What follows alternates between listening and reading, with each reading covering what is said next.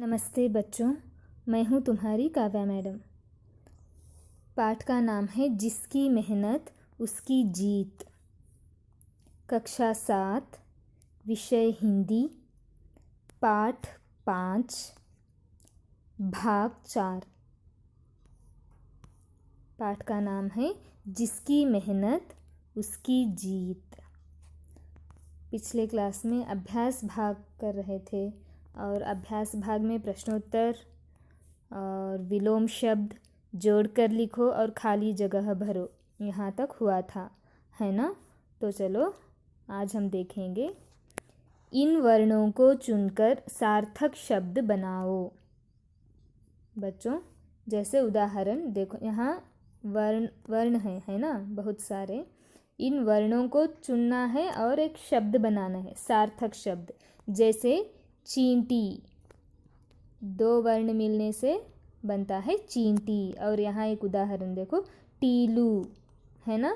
ठीक इसी तरह हम 6 सार्थक शब्द बनाना है, ठीक है। तो ढूंढो बच्चों।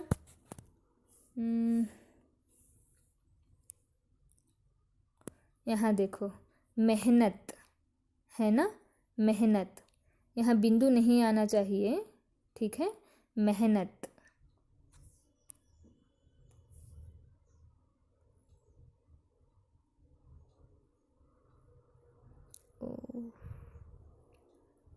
है ना, मेहनत। और ढूंढो कहाँ है शब्द। यहाँ देखो, कतार, कतार, कतार मतलब पंक्ति, है ना। यहाँ कतार, ठीक है। और यहाँ कोशिश, कोशिश, है ना, कोशिश। ओह, एक मिनट।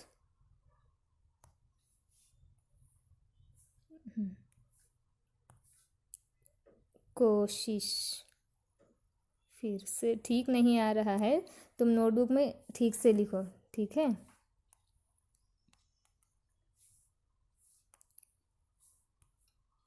कोशिश,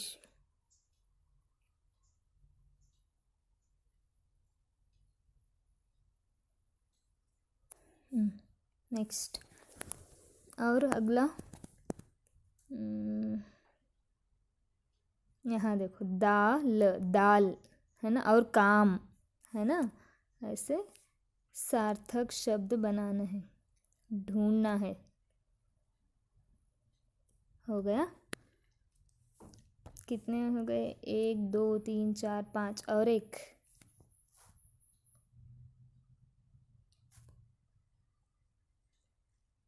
और एक,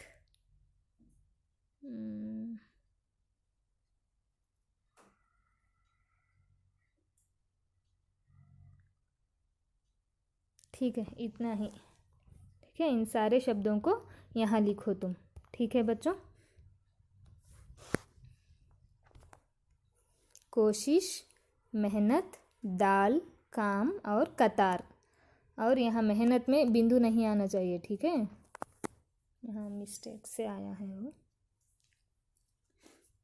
और नेक्स्ट देखेंगे, कन्नड़ में अनुवाद करो। पहला प्रश्न है, मैं तुम्हारे बिल तक पहुंचा दूं। कन्नड़ में, ನಾನು ನಿನ್ನ ಬಿಲದವರೆಗೆ ತಲುಪಿಸಲೇ, ठीक है। और चींटी को गुस्सा आया, ಇರುವೆಗೆ ಸಿಟ್ಟು ಬಂದಿತು। मुझे काम करने दो,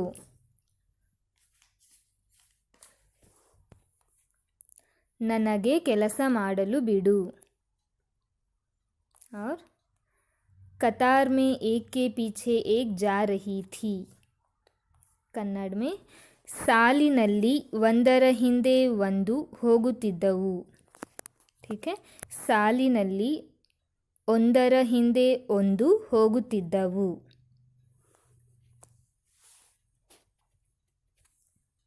हो गया। और देखेंगे सही शब्द चुनकर खाली जगह भरो। पहला प्रश्न है, राधा रमेश डैश बहन है। यहाँ देखो, का, की, के। यहाँ क्या लिखना है? इन तीनों में से राधा रमेश की बहन है ना? सार्थक वाक्य बनाना है। राधा रमेश की बहन है, ये वाला। ठीक है, उत्तर है की। यहाँ की, सॉरी, तो यहाँ लिखना है की। हो गया। और दूसरा है, राधा सेंट्रल स्कूल में डैश है। यहाँ देखो, पढ़ती, पढ़ते, पढ़ता। तो राधा एक वचन है ना, स्त्रीलिंग है। राधा सेंट्रल स्कूल में पढ़ती है, तो यहाँ लिखना है पढ़ती है। हो गया, पढ़ती उत्तर। और बेटा शब्द का स्त्रीलिंग रूप क्या है? डैश है। बेटा पुल्लिंग रूप है और बेटा शब्द का स्त्रीलिंग रूप बेटे, बेटियाँ, बेटी। क्या है? बेटा तो एक वचन है और पुल्लिंग रूप है, तो स्त्रीलिंग रूप है बेटी। बेटा, बेटी, तो उत्तर क्या है? बेटी। ठीक है। राधा रमेश की, यहाँ लिखना है की। राधा रमेश की बहन है। और दूसरा, राधा सेंट्रल स्कूल में पढ़ती है। पढ़ती यहाँ लिखना है। ठीक है, पढ़ती है। बेटा शब्द का स्त्रीलिंग रूप बेटी है, तो यहाँ लिखो बेटी, बेटी है। ठीक है बच्चों, समझ में आ गया ना? Very good. और देखो, विजातीय शब्द चुनकर लिखो।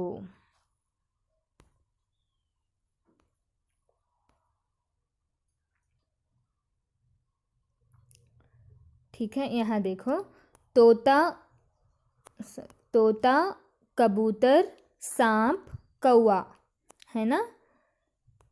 तोता, कबूतर, कौवा एक पक्षी है ना? और सांप क्या है? सरीसृप कहते हैं ना? तो इसमें विजातीय शब्द कौन सा है? सांप, यहाँ लिखना है। बाघ, चीता, सिंह, ये तीन जंगल में रहते हैं। और गाय पालतू जानवर है ना? ये जंगली जानवर है और ये पालतू जानवर है, तो यहाँ लिखना है गाय। बस, माता, पिता, बहन। सोचो, माता, पिता, बहन संबंध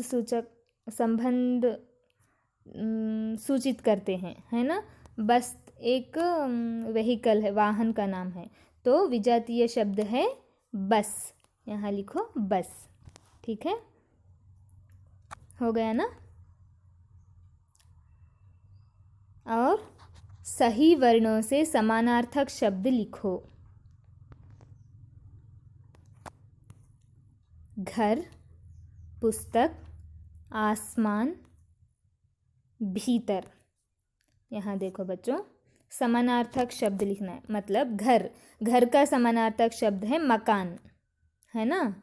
उसी तरह पुस्तक का समानार्थक शब्द यहाँ लिखना है दूसरा। ठीक है, तो पुस्तक का समानार्थक क्या है?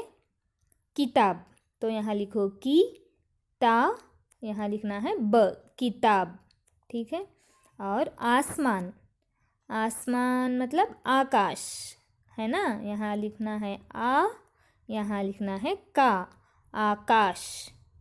ठीक है। और भीतर मतलब अंदर, र, अंदर। घर का समानार्थक शब्द है मकान, पुस्तक का समानार्थक शब्द है किताब, आसमान शब्द का समानार्थक शब्द है आकाश, भीतर शब्द का समानार्थक शब्द है अंदर। तो बच्चों, एक दृष्टि में अगर देखना चाहे तो आज हमने समानार्थक, सार्थक शब्द, कन्नड़ में अनुवाद, खाली जगह भरो, विजातीय शब्द और समानार्थक शब्द को जान चुके हैं, है ना। तो बस आज के लिए तो अभी मैं प्रश्न पूछूंगी। कन्नड़ में अनुवाद करो। मुझे काम करने दो, मुझे काम करने दो। मैं तुम्हारे बिल तक पहुंचा दूं। और नेक्स्ट देखो, विजातीय शब्द चुनकर लिखो। तोता, कबूतर, सांप, कौवा। बाघ, चीता, सिंह, गाय। बस, माता, पिता, बहन। ठीक है बच्चों, लिखते रहो, पढ़ते रहो। धन्यवाद।